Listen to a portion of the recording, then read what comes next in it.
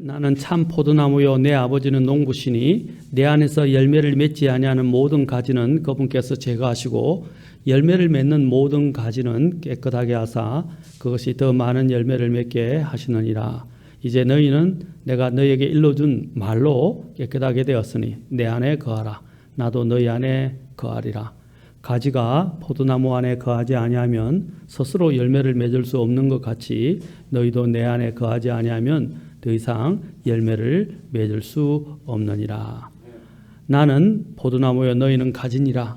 사람이 내 안에 거하고 내가 그 안에 거하면 바로 그 사람은 많은 열매를 맺나니 나 없이는 너희가 아무것도 할 수 없느니라. 8절 너희가 열매를 많이 맺는 것 이것으로 내 아버지께 영광을 받으시나니 이로써 너희가 내 제자가 되리라. 아버지께서 나를 사랑하신 것 같이 나도 너희를 사랑하였으니 너희는 내 사랑 안에 거하라. 내가 내 아버지의 명령들을 지켰고 그분의 사랑 안에 거하는 것 같이 너희도 내 명령들을 지키면 내 사랑 안에 거하리라. 내가 너희에게 이 일들을 말한 것은 내 기쁨이 너희 안에 머물러 있어 너희 기쁨이 충만하게 하려 함이라. 내 명령은 곧 내가 너희를 사랑한 것 같이 너희도 서로 사랑하라 하는 이것이니라. 기도하겠습니다. 주님, 이 시간 주님 주장하시고 또 부족한 저를 인도하셔서 하나님의 말씀을 주님의 권능을 힘입어 담대하게 선포할 수 있도록 인도해 주옵소서.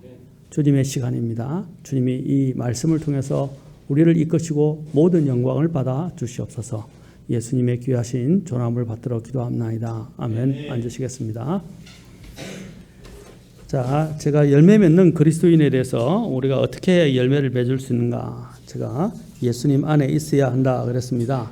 예수님 안에 있어야 되고 그 예수님 안에 있다는 것은 또한 우리가 예수님은 참 포도나무 주님께서 농부에 대해서 이야기하셨던데 우리가 이 열매를 맺기 위해서는 토양을 기경해야 한다라고 말씀을 드렸습니다. 그리고 가지는 나무의 가지라면 가지는 나무에 붙어 있어야만 한다라고 말씀을 드렸습니다. 그리고 또한 더 나가서 우리는 이제 하나님께서 주시는 그 영적인 권능은 단순함에서 오는 것이므로 우리는 주님 앞에서 단순하게 나아가야 되고 순종해야 한다.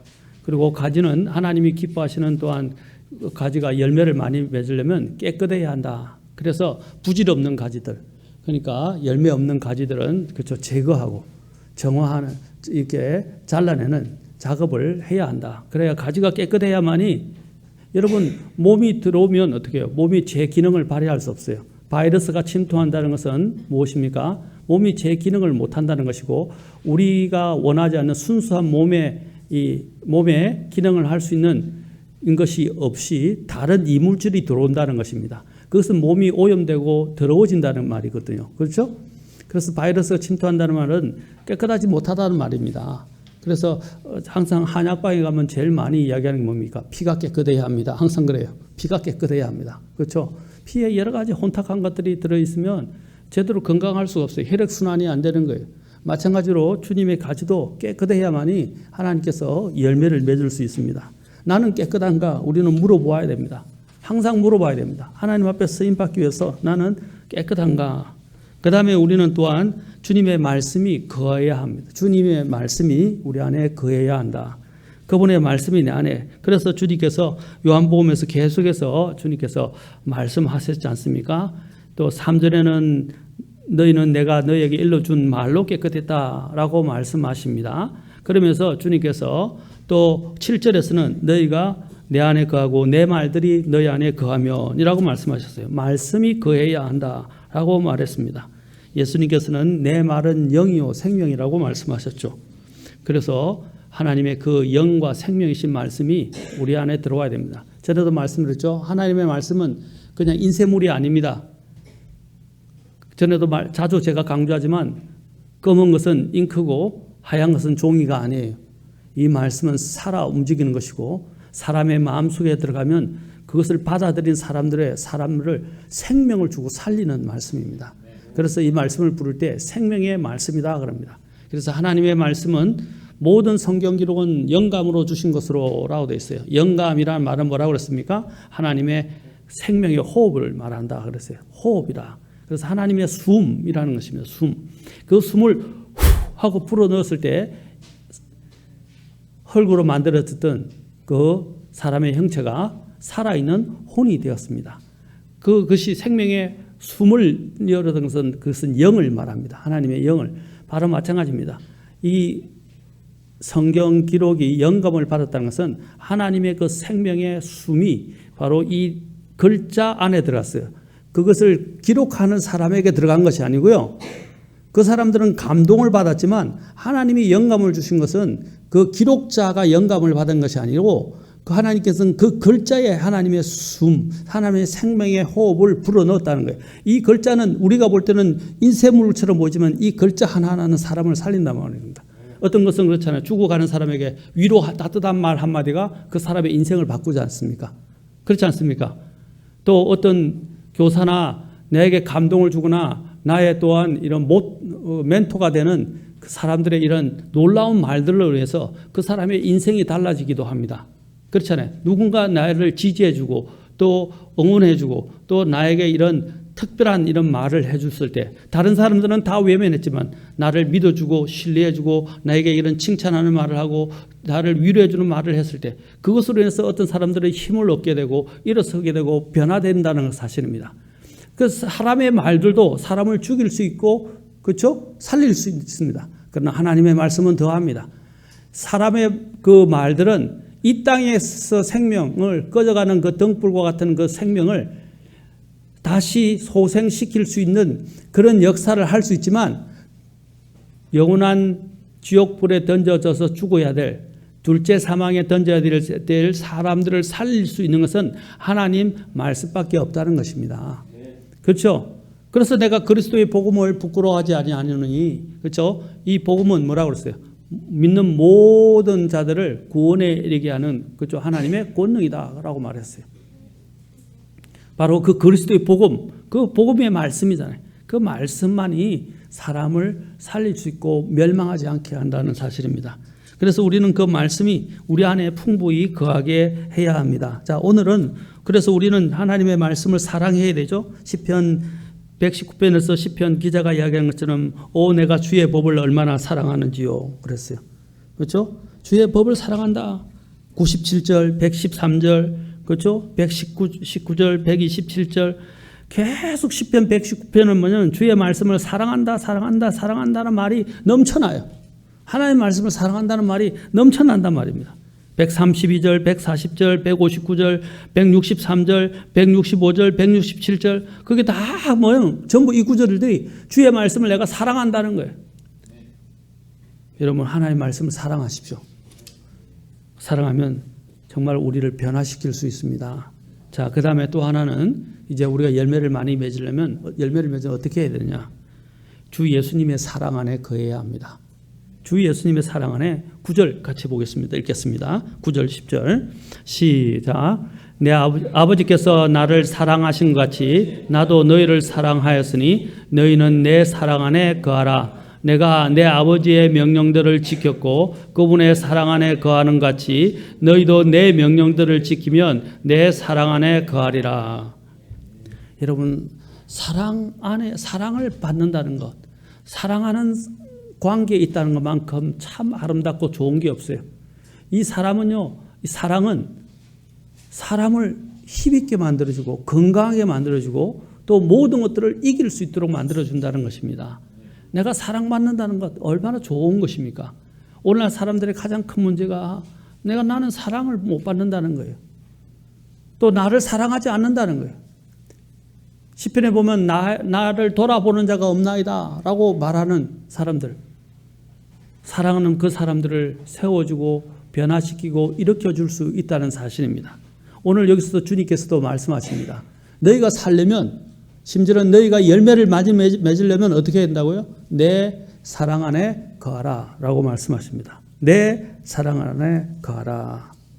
어떻게 사랑하는 그 사랑이 무엇입니까?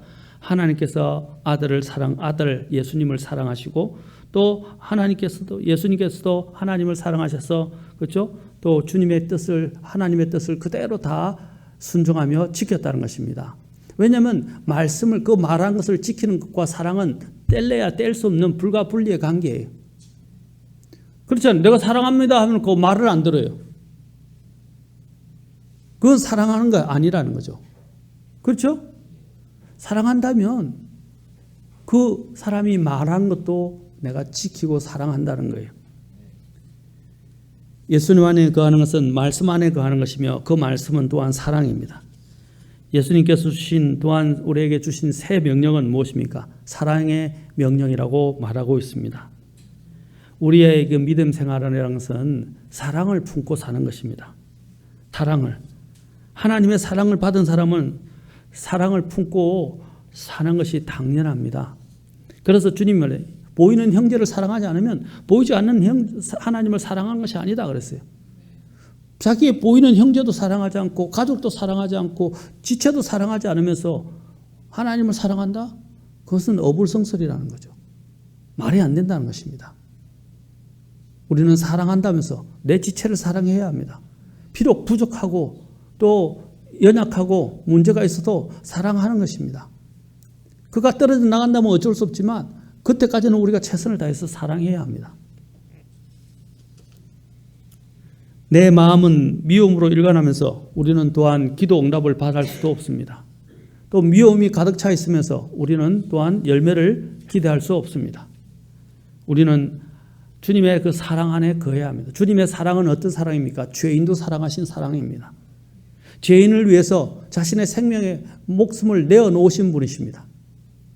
자신을 미워하고 자신을 모욕하고 자신을 십자가에 죽인 자들을 용서하시고 사랑하신 분이십니다. 우리는 사랑을 깨달아야 합니다. 우리는 사랑을 자꾸 조건부로 자꾸 내세웁니다. 네가 사랑해야 내가 사랑하지. 네가 해야 내가 하지. 라고 이야기합니다. 그것은 사랑이 아니에요. 사랑은 사랑할 수 없는 사람들까지도 용서하고 사랑하는 것입니다. 근데 그 용서라는 게 참 힘들죠. 내 힘으로는 용서하기 어려워요. 정말 미운데 어떻게 해요?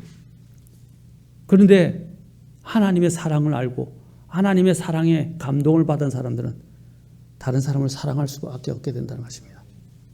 미운 사람도 기꺼이 용서할 수 있게 된다는 것입니다. 그것이 하나님의 사랑입니다. 하나님께서 기대하시는 열매들은 주 하나님을 무엇보다도 사랑하게 될 때 더 풍성히 열매를 맺을 수 있다는 것입니다.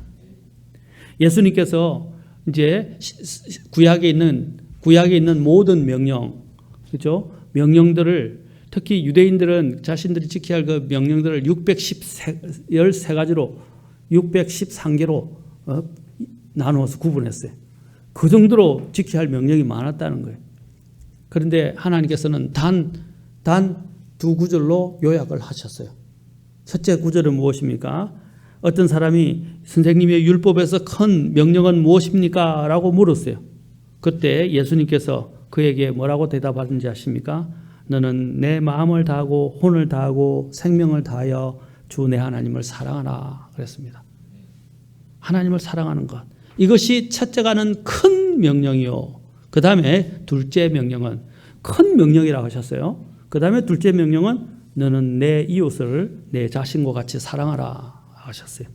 내 이웃을 내 자신과 같이 사랑하라. 나는 내 몸을 얼마나 아낍니까? 우리는 그렇잖아요. 내 자신에게는 관대하고 다른 사람한테는 엄격한 경우가 많아요. 그렇죠? 그런데 내 자신에 관대하는 건 뭡니까? 내 자신을 사랑하니까 너무 우리 이기적일 정도로 우리는 우리 자신을 사랑한다 이 말입니다. 그리고 몸도 얼마나 아낍니까? 먹을 거 찾고 좋은 거 먹으려고 그러고 그렇죠? 좋은 거 입으려고 그러고 그렇죠? 좋은 거 누리려고 하고 좋은 거는 다 또 약도 좋은 약 먹으려고 그러고 좋은 건 다 하려고 그래요. 내 몸을 그렇게 나는 육성하고 사랑하고 육성하지 않습니까? 마찬가지로 우리는 그랬어요. 내 이웃을 내 자신과 같이 사랑하라 그랬어요. 나를 내 육신을 사랑하는 것처럼 특히 가까이 있는 내 지체들, 내 가족, 내 지체, 가족뿐 아니라 내 지체들 그렇게 사랑해야 되는 것입니다. 심지어는 예수님께서는 원수도 사랑하라 하셨어요. 그것이 사실 주님이 하신 거예요. 주님은 자신의 원수된 자들을 위해서 죽었다고 로마서 5장 6절, 8절, 10에서 말씀하고 계십니다. 원수를 위해서 예수님이 죽으셨다는 거예요. 우리가 아직도 하나님과 원수가 되었었는데, 그렇죠? 그런데 하나님께서, 예수님께서 우리를 위해서 죽으셨다는 것입니다. 다음에 대화는 한 교수님과 한 학생과의 대화입니다. 우리는 이 대화를 통해서 어떻게 하면 우리가 율법에서 자유롭고 율법을 자연스럽게 성취할 수 있는가를 우리에게 잘 이야기해 주고 있습니다. 자, 대화를 한번 들어보시죠. 학생이 교수님 살인하지 말라는 명령을 알고 계십니까? 그럼 잘 알고 있지. 또 학생이 그렇다면 교수님은 교수님의 아내를 죽이지 않기 위해서 하루에 몇 번이나 결심하십니까? 그러자 교수님이 나는 전혀 그런 결심을 하지 않는다네. 그러면 아내의 물건을 도둑질하지 말라는 명령을 지키기 위해서 얼마나 열심히 노력하십니까? 그러자 교수님이 나는 전혀 그런 노력하고 있지 않다네. 그래서 학생이 나는 진실한 그리스도인이 되기 위해서 날마다 있는 힘을 다하여 노력한다고 말하는 사람들을 많이 만났습니다. 그러나 그들은 진지하게 맹세하고 결심하고 노력하지만 한결같이 종국에는 죄를 범하게 된다는 것을 고백했습니다. 그런데 교수님께서는 교수님의 아내에 대한 명령들을 지키기 위해서 전혀 노력도 하지 않을 뿐 아니라 전혀 어렵지도 않다고 대답하셨는데 무엇이 그러한 차이를 만들어냅니까? 그러니까 그 교수님이 이렇게 말했습니다. 나는 내 아내를 진심으로 사랑하기 때문일세. 그랬습니다. 사랑하는 내 이웃을 사랑하면 그 10계명이 거기에 달렸다는 10계명 중에 6째 계명부터 그렇죠? 마지막 10번째 계명까지가 다 인간에 관련된 겁니다. 맞습니까? 다른 사람을 사랑하게 되면 어떻게 해요? 존경하게 되죠. 부모를 공경하듯이 공경하게 되고 또 다른 사람을 사랑하니까 다른 사람의 물건을 탐하지 않는 거죠. 또 다른 사람을 사랑하니까 다른 사람에 대해서 거짓 증거하지 않는 거죠. 그 사람을 사랑하니까 미워하지 않게 되고 사랑하니까 살인을 하지 않는 거죠. 맞습니까? 사랑하니까 그 사람을 존중하게 되고 그 사람을 배려하게 되고 그 사람의 것들을 이렇게 그렇죠. 소중하게 여기게 된다는 거예요. 내 것처럼 사랑하니까. 그게 사랑이에요. 그래서 사랑은 또한 더 나아가서 무례하지 않는다고 그랬잖아요. 왜 무례하지 않습니까? 사랑하니까. 사랑한다고 말하면서 오만방자하게 행하고 무례하게 행하는 것은 그것은 사랑이 아니에요. 사랑하는 것은 자신을 내 예절을 지키는 것입니다. 절제할 수도 있어야 돼요. 여러분 사랑하게 되면 다른 사람을 해코지하고 해치지 않는다는 거예요. 하나님 사랑과 관련해 봅시다. 하나님 사랑하게 되면 어떻게 해요? 하나님만 사랑하게 돼요. 다른 것 눈을 돌리지 않는단 말입니다. 하나님을 사랑하니까 어떻게 돼요? 우상을 섬기지 않는다는 거예요. 우상을 만들거나 섬기지 않는다는 거예요. 왜? 하나님만 사랑하니까. 맞습니까? 그게 하나님의 사랑이에요. 근데 하나님 사랑하니까 이제 하나님께서 인간의 특히 유대인들에게 주신 것 중에 안식일이죠. 그것은 하나님의 사랑을 표현하는 방법이에요. 그런데 그들은 안식일을 율법으로 그냥 법으로 바뀌었죠. 엄격하게 적용하는 법으로 그들은 해석하고 그것을 지키려 애썼다는 것입니다. 그들은 하나님께서 주신 그 중심을 잃어버렸던 거예요. 그리고 정신을 잃어버린 거예요. 우리도 마찬가지입니다. 우리가 뭔가를 할 때 뭔가 하는 것이 중요한 게 아니에요. 우리의 마음이 어떤가가 더 중요한 것입니다. 제가 늘 강조하네요. 우리의 마음 자세가 중요하다는 거예요. 하나님이 물으시는 건 뭐냐면 사랑하냐 이 말입니다. 사랑하냐? 내가 할 때 내 이웃에 대하는 것도 그 이웃을 사랑하냐? 사랑 안 하니까 막말이 나오고 막 대하는 거예요. 사랑하면 어떻게 해요? 존중하고 조심하고 배려하고 그렇죠? 친절하게 대한다는 거죠. 심지어는 나를 희생하기까지 한다는 거예요. 사랑하느냐 문제는 거예요. 만약에 그 사람을 막대한다는 것은 그 사람을 하대하고 사랑하지 않기 때문에 일어난 거예요. 내 자신을 더 사랑하기 때문에 일어나는 문제란 말입니다. 사랑하면 막대하지 않아요. 무리하게 행하지 않는단 말입니다. 하나님 오늘 물으십니다. 사랑하냐? 여기 있는 오늘 주님께서도 뭐라고 그랬어요? 열매를 많이 맺으려면 내 사랑 안에 거하라. 그 사랑은 뭐라고 그랬어요? 주님께서 13절에서 말씀하셨어요. 뭐라고 그랬어요? 아무에게도 자기 친구들을 위해 자기 생명을 내놓는 것, 이것보다 더 큰 사랑은 없나니 무엇이든지 내가 너에게 명령하는 것을 너희가 행하면 너희가 나의 친구라. 이 말은 누구를 이야기하면 예수님이 지금 사랑을 직접 우리에게 보여주죠. 왜? 예수님이 죄인들을 위해서 죄인을 사랑하셔서 사랑할 자격이 없는 죄인들을 사랑하셔서 기꺼이 자신의 목숨을 내어놓으시고 십자가에서 피 흘려 돌아가셨다는 거예요. 5장 6절을 보십시오. 뭐라고 했습니까? 우리가 아직 힘이 없을 때에 그리스도께서 정하신 때가 되어 경건치 아니한 자들 위해서 죽으셨다. 우리가 아무 힘이 없었어요. 그런데도 주님께서는 우리를 위해서 죽어주셨어요. 또 8절 보십시오. 나오잖아요. 우리가 아직 죄인이었을 때 그리스도께서 우리를 위해서 죽으심으로써 하나님께서는 우리를 향한 자신의 사랑을 당당히 제시하시느니라. 또 10절 보십시오. 6절, 8절, 10절 아까 얘기했죠. 이는 우리가 원수였을 때에 하나님의 아들의 죽음으로 말미암아 하나님과 화해하게 되었을진데. 여기 세 가지 나오잖아요. 힘이 없고 죄인이 없고 원수였는데 예수님께서는 친히 우리에게 본을 보여주신 거예요. 요한복음 15장에 지금 말씀하시고자 하는 그거예요. 아무에게도 자기 친구를 위해서 자기 생명을 내놓는 것, 이거보다 더 큰 사랑이 없다고 그랬어요. 주님은 바로 우리를 위해서 자신의 생명을 내어놓으셨다는 사실입니다. 그러한 사랑, 바로 그러한 사랑 안에 거하면, 자, 그러면 우리가 다른 사람을 사랑할 때 어떻게 용서하는 문제, 특히 용서가 사랑에서 나오는 거죠. 그렇죠? 억지로 용서하는 게 아니라 사랑에서부터 나오는 거예요. 근데 그 사랑이 어디에 근거하는 것입니까? 자, 보십시오. 나는 주님께 얼마나 많은 큰 빚을 졌는가 한번 생각해 보는 거예요. 나는 주님 하나님 앞에서 어떤 큰 죄인이었는지 생각해 보세요. 얼마나 큰 죄인이었어요, 우리는. 죽어도 수백 번 더 죽었어야 할 존재들이다, 이 말이죠.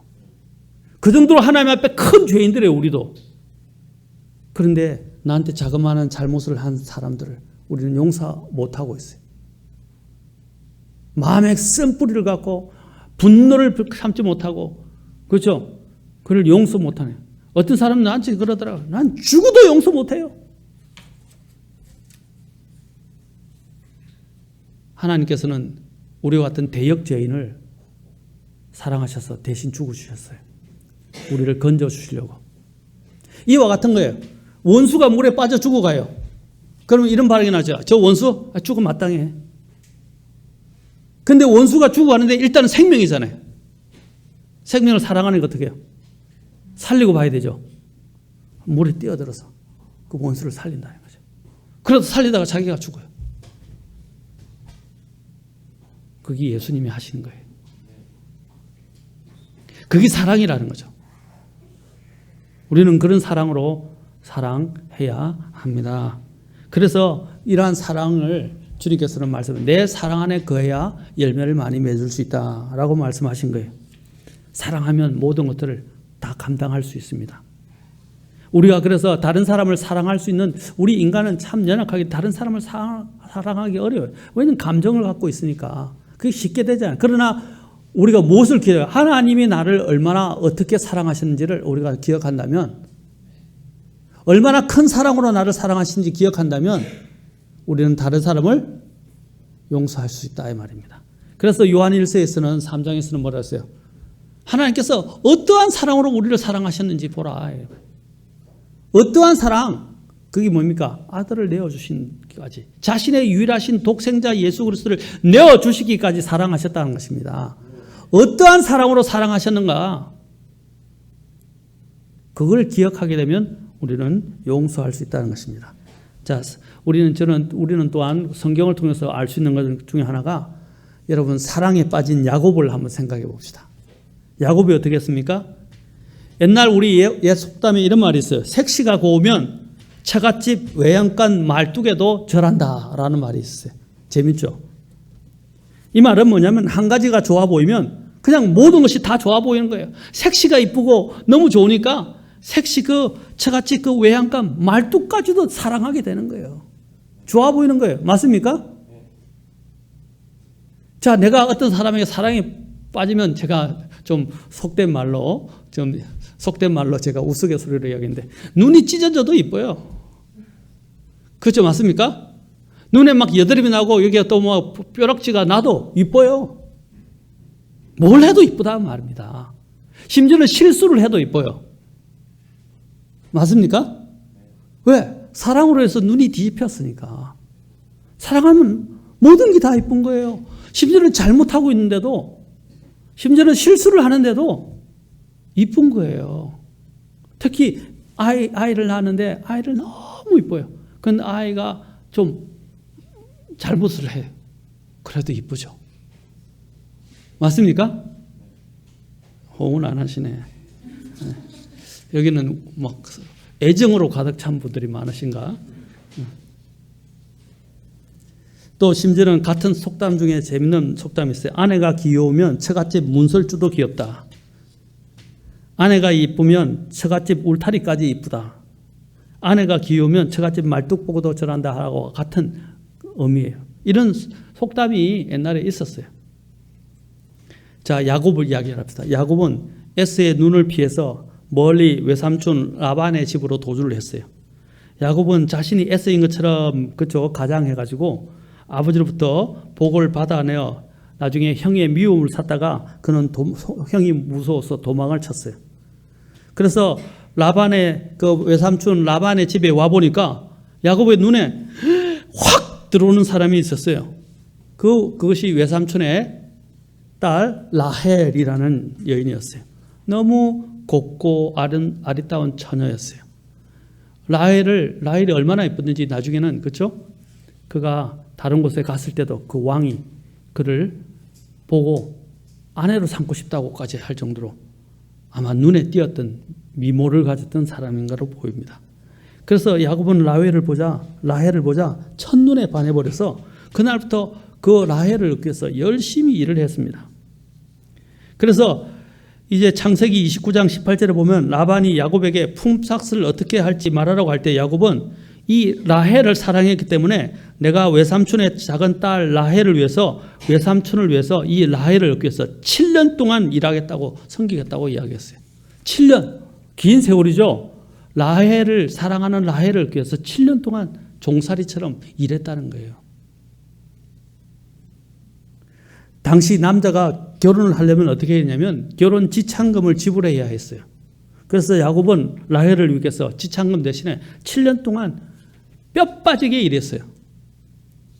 야곱이 그녀를 사랑하는 까닭에 7년을, 그 성경에는 이런 표현이 납니다. 29장 20절. 제가 들을 때 시간상 찾으셔도 되고 읽어 드릴 테니까 잘 들으세요. 창세기 29장 20절 잘 보세요. 야곱이 라헬을 위하여 7년을 섬겼으나 그녀를 향한 사랑으로 인해 7년을 며칠같이 여겼더라. 자, 따라서 해보세요. 7년을 며칠같이 여겼더라. 여러분, 사랑이 눈물면 그래요. 사랑하니까 7년이 긴 게 아니었어요. 그 아름다운 저 여인과 결혼할 것만 생각하니까 그냥 7년이 막 그냥 기다려주고 그냥 가는 거예요. 7년이 적은 세월이 아니잖아요. 그렇죠? 근데 이었고 나중에 7년이 다 찼어. 이제 신방을 차려가지고 결혼을 딱 하는데 이제 신방에 들어서 눈을 뜨고서 옆에 누운 사람을 보니까 라헬이 아니라 그의 언니 레아였다는 거죠. 얼마나 열받았겠어요. 그렇죠? 그래서 이 라반이 또 뭐라고 하냐면 언니 대신에 동생을 먼저 시집 보내는 게 우리의 관례가 아니야. 그래서 언니를 먼저 보낸 거야 라고 하니까 이제 할 말이 없어진 거죠. 그러자 야곱이 어떻게 했습니까? 제가 재밌게 이야기하는 거예요. 야곱이 어떻게 다시 그 라헬을 얻기 위해서 7년을 또 일했다는 거예요. 또 그럼 14년을 일했어요. 그 여인 하나를 얻기 위해서. 그게 사랑이라는 거예요. 사랑이 눈부니까 안 보이는 거예요. 그래서 또 라헬을 얻게 되니까 나중에는 어떻게 하냐면 또 고마워가지고 또 삼촌을 위해서 7년을 또 더 일해요. 그래서 29장 30절을 보면 결혼하고 라헬을 얻고 난 다음에도 7년을 그래서 총 몇 년요? 예, 14년 만에 라헬을 얻었지만 라헬을 데리고 이제 자기가 독립하는데 21년을 보냈다는 거예요. 긴 세월이죠. 저희 집사람하고 저하고 결혼한 지 이제 몇 년인지 잊어버렸네. 이제 30년이 다 돼 가는데, 예, 28년 정도 되는 걸로 알고 있는데, 이제 그 정도로 오래됐다는 거죠. 21년이면 적은 세월입니까? 그렇죠? 산전수전을 다 겪은 거예요. 야곱이 이렇게 할 수 있었던 이유가 뭐라고요? 라헬을 사랑했기 때문에. 여러분, 사랑을 하면 이렇게 돼요. 우리도 주님을 사랑하게 되면 이와 같이 됩니다. 그래서 주님께서 말씀하셨어요. 내 사랑 안에 거하라. 주님 안에 사랑 안에 거하면 다른 사람을 사랑할 수 있게 돼요. 주님의 사랑 안에 거하게 되면 어떻게 해요? 다른 사람을 용서할 수 있게 돼요. 주님 안에 사랑 안에 거하면 다른 사람에게 이 귀한 복음을 전할 수 있게 돼요. 주님의 사랑 안에 거하게 되면, 그렇죠? 주님이 싫어하시고 주님이 미워하시는 일을 안 하게 돼요. 맞습니까? 그리고 주님의 사랑 안에 거하면 더 나아가서 주님이 원하시는 것을 찾아 하게 된다는 것이요. 아까 색시집, 그렇죠? 색시가 고우면 뭐라, 색시를 사랑하면 그 색시집에 울타리에 말뚝까지 사랑한다 그랬잖아요. 그렇죠? 우리가 주님을 사랑하면 주님의 말씀, 주님이 원하는 것, 주님의 사랑을 사랑한단 말입니다. 오늘날 많은 사람들이 이 아이돌에 빠졌어요. 아이돌. 그래서 아이돌이 뭘 먹는지, 뭘 좋아하는지, 뭘 입는지, 어떤 액세서리를 하는지, 취미가 뭔지 거기다 팬레터 쓰고요. 도시락을 정성껏 싸가 보내고요. 심지어는 그들이 좋아하는 막 선물들을 그냥 돈을 아끼지 않고 비싼 선물을 사가지고 보내주고요. 난리가 나요. 아무것도 해주는 것도 없는데 그들은. 근데 우리 주님은 우리를 위해서 자신의 목숨을 내놓으셨어요. 아멘. 주님이 오늘 말씀하십니다. 내 사랑 안에 거하라. 그러면 어떻게 한다고요? 열매를 많이 맺을 수 있다 이 말입니다. 대표적인 신약의 또 한 사례가 향유 옥합을 깨뜨려서 주님을, 그렇죠? 자신의 머릿결로 주님을 씻어준 마리아가 있다는 것입니다. 누가복음 7장에 보니까 이 여인은 어떻게 했습니까? 굉장히 큰 죄인이었던 것으로 보여집니다. 7장 39절에 보면 그 사람들이 수근수근거렸어요. 그리고 그 여자는 죄인인데 어떻게 저 여자가 죄인인 줄 알면서 주님은 허락하셨을까라고 했습니다. 그래서 주님께서 이 말씀하셨어요. 자, 잘 들으십시오. 자, 누가복음 7장에 이렇게 말씀합니다. 주님께서 내가 너에게 말할 것이 있다 하시니 그가 이르되 선생님이여 말씀하소서 하매 그분께서 이르시되, 잘 들으세요. 빚을 준 어떤 사람에게 빚진 사람 둘이 있어 하나는 500데나리온을 빚지고 다른 하나는 50데나리온을 빚졌는데, 한 데나리온이 뭐라고 그랬어요? 하루 품삯이라고 그랬죠. 500일을 일해야 버는 것이 500데나리온, 50일을 일해야 얻는 품삯이 50데나리온이었어요. 자, 그런데 하나는 500데나리온, 하나는 50데나리온을 빚졌다고 그랬어요. 두 사람이 있었는데 그들이 전혀 갚을 것이 없으므로 빚을 준 사람이 이제 채권자죠. 채권자가 두 사람 다 너그러이 용서해 주었나니 그런즉 내게 말해보아라. 그들 중에 누가 그를 더 사랑하겠느냐? 누가 더 사랑해요? 500데나리온은 갚을 수가 없는 돈이에요. 사실은. 그렇죠? 1년을 꼬박 1년 훨씬 넘게 꼬박 일해야 돈을 모아서 줄 수 있는 돈이란 말입니다. 그렇죠? 그러면 어떻게 해요? 많이 주님께서 말씀하셨어요. 시몬이 이렇게 대답해요. 내 생각에는 그가 많이 용서해 준 사람이니다 하니 그분께서 그에게 이르시되 너가 옳게 판단하였도다 하시고 그 여자에게로 돌이키시며 시몬에게 이르시되 내가 이 여자를 보느냐 하면서 주님은 너는 나에게 발 씻을 물도 주지 않았는데 이 여인은 눈물로 내 발을 씻고 자기 머리털로 발을 닦았으며 너는 내게 입맞추지 아니하였으되 이 여자는 내가 들어올 때부터 내 발에 입맞추는 것을 거치지 아니하였고 너는 내 머리에 기름을 붓지 아니하였으되 이 여자는 향유를 내 발에 부었느니라. 그러므로 내가 너에게 이르노니 그녀의 많은 죄들이 용서되었느니라. 자, 그러면서 주님이 마지막에 결정적으로 말하는 이는 그녀가 많이 사랑하였기 때문이라. 사랑하기 때문에 자신의 머릿결 눈물로, 그렇죠? 주님의 발을 씻었다는 사실입니다. 그리고 향유를 깨뜨렸다는 것입니다. 우리가 예수님을 진정으로 사랑한다면 우리는 우리의 모든 말과 행동이 주님의 말씀과 진리를 중심으로 이루어지게 되고 우리의 모든 애정이 주님을 중심으로 쏟아지게 될 것입니다. 그분께서 좋아하는 일이 무엇인가에 대해서 최고의 관심을 기울이게 되고 그분께서 기뻐하시지 않는 것은 절대로 하지 않겠다는 결심을 하는 일이 자연스럽게 되는 것입니다. 더욱이 우리의 구원을 위해서 생명을 내놓으신 그분의 사랑과 희생을 생각할 때마다 아무리 어렵고 힘든 일이라도 위험한 일일지라도 기꺼이 어떻게 해요? 감당하게 될 것입니다. 그래서 선교사들이 해외에 가서 목숨을 내놓고, 그렇죠? 죽은 사람들이 많잖아요. 특히 대표적으로 C.T. 스터더, 짐 엘리엇 같은 경우도 단명했잖아요. 자식과 처자식이, 어린 처자식이 있었는데